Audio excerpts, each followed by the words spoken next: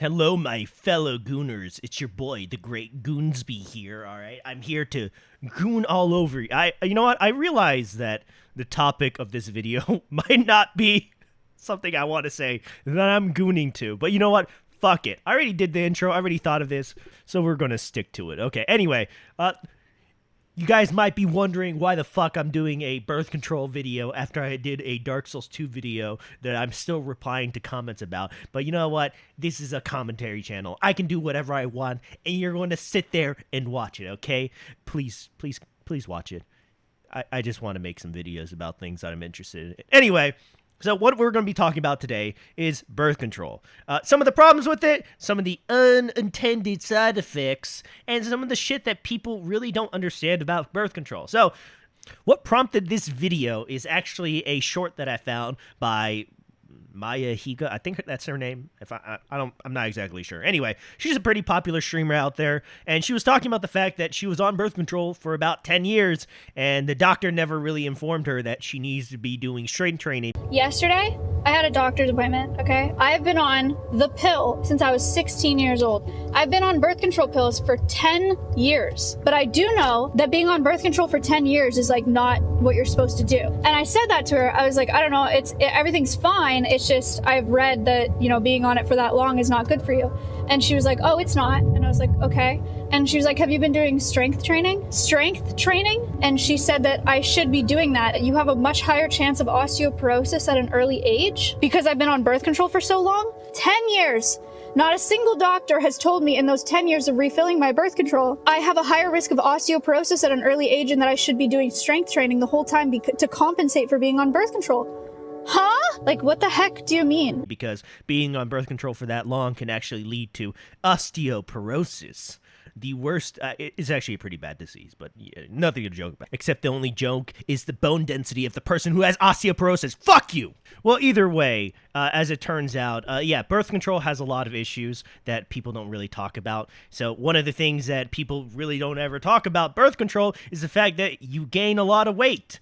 So if you're a woman who tends to find it, what fucking woman's watching this fucking channel, okay? Anyway, if you know a woman who's finding it very difficult to lose weight, it's probably her birth control, especially if she's already doing a lot of things that would promote weight loss, like not eating that much, but she's still gaining weight. It could be her birth control. But another thing that people really never talk about is the complete destruction of libido. A lot of women who get on birth control, they find their libido completely gone, which, you know, if you're in a relationship with a loving partner, it might be very hard to keep a relationship around when you don't really feel like having any physical intercourse. You know, you're not really working your gonads. Even more so than that, there's another side effect that people don't really talk about, which is the fact that if you're on birth control, the partner that you choose might not be a partner that you particularly will vibe with when you're off of birth control. And what I mean by this is that we found that women on birth control tend to not be able to detect smells of people who are genetically similar to them. Now, this is a really weird thing if you've never heard of this before, but if you didn't know, people who are more genetically diverse than you, right, someone who is very different genetically speaking from you, will actually smell more pleasant, in your opinion, right? This is one of the ways that nature kind of discourages inbreeding from happening. Now, you might think I'm against birth control, you know, after hearing all of this stuff, but I'm not. There's many reasons to take birth control, but the problem is women are not really told any of these side effects about birth control. There's a lot of stories where women take birth control and then 6 months later they feel like absolute shit. They feel depressed. They don't really feel like themselves at all, and they don't figure out that it's the birth control at all because no one ever told them, hey, if you start taking this birth control, there are a lot of side effects that you might have to look out for. One of them might be depression. One of them might be not being able to lose weight. There's a lot of things that you have to look out for, but no one ever tells people this stuff because we want to act like it's just safe, right? There's no problems at all. You just take it and you're perfectly fine. But that's not the truth at all. There are a lot of problems. Just be upfront and honest about it. What is the problem with that? Just tell people, hey, there's a lot of issues with birth control that you have to look out for. Just tell people that there are some very negative side effects. That's all you guys need. Now, I should clarify that there's a lot of reasons why women might take birth control.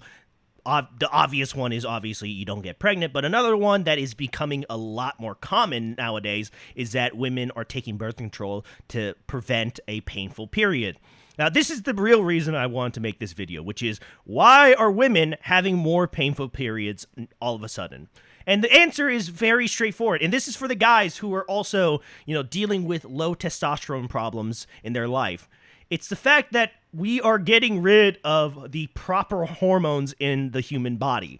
So if you don't know what I'm talking about, hormones, right? They're created in your body. That's very obvious. But do you know what the progenitor to every single hormone that your body makes is? It's cholesterol. Cholesterol is required in order to make every single hormone in your body. And what have we been doing to cholesterol this entire time? We've been demonizing it. We've been telling people to have less of it.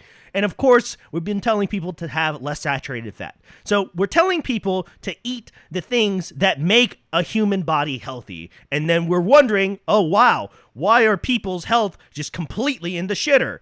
Well, that's probably because you decided to demonize something that is very natural and very much required in order to have a healthy human person. Yeah, I know my boy Cheeto, right? He was talking about how, Fairlife has like microplastics that lower testosterone. But my point to this is like, yeah, those microplastics might affect the level of testosterone that you have, but you know what could probably affect your testosterone level even more? Just not having the proper fats in your body to create the testosterone in the first place. We should probably start at the foundations of human health before we look at everything else and go, oh, that's what's lowering our testosterone. Now, you might be saying, well, there's good and bad cholesterol. No, okay, this is a complete misconception about what cholesterol actually is. So cholesterol is a set molecule. There is a proper structure to what is cholesterol. The things that people call good and bad cholesterol are LDL cholesterol and HDL cholesterol. Now, if you never actually looked into what LDL and HDL stands for, they stand for low density lipoprotein, and HDL is high density lipoproteins. And I don't need to tell you why there's a word called lipoprotein in there.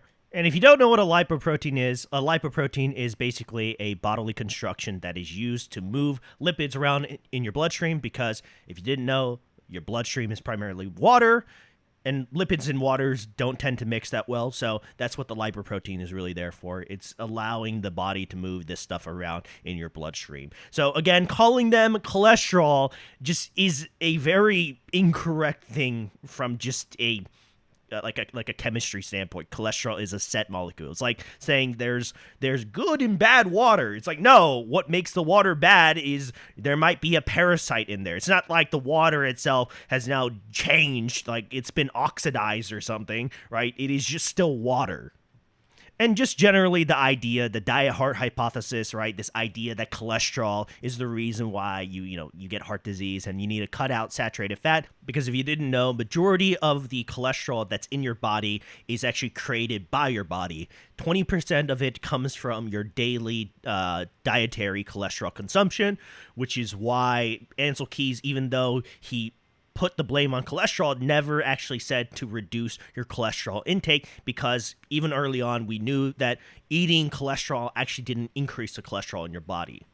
But yeah, this entire hypothesis is just wrong, right? If you don't believe me, just look at American health ever since this hypothesis has come out. It hasn't gotten better. You would assume that if he was correct in anything, we would have seen a reduction or a plateauing of heart disease, but we have only seen a increase over time per capita, meaning that more people are just getting more heart disease. And of course, the reason why is because what we replaced saturated fats with are vegetable oils, seed oils, and they are incredibly toxic. They really weren't meant for human consumption. They oxidize very easily. The production of creating these oils tend to use a lot of heat, which increases the rate of oxidation. And of course, the main problem with this is that when these molecules are oxidized in our bodies, they create lipid peroxides, which quickly break down, creating a lot of toxic byproducts like 4-HNE.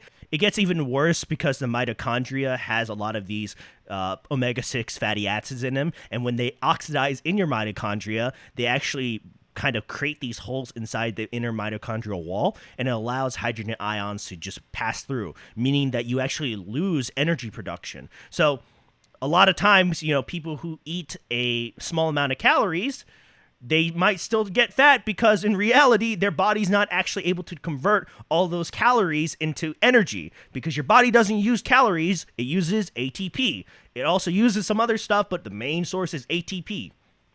But yeah, that's the main reason I wanted to make this video, just to really talk about the problems with birth control that people don't really talk about, and of course, to really talk about the hidden epidemic of a lot of women going on birth control primarily to reduce the severity of their periods, because in reality, what we didn't teach people properly is that women actually need fat in order to work properly. This is why women who tend to go on extreme cuts end up being very unhealthy. This isn't to say that if you're like obese or you have fat folds, right, that you're healthy. Clearly, there is a limit to this stuff, but women just tend to need healthy fats, and we are not telling people what healthy fats are, because we still sitting here trying to lie to them about cholesterol and saturated fat and all this other bullshit, even though we've been eating saturated fats for thousands upon thousands of years.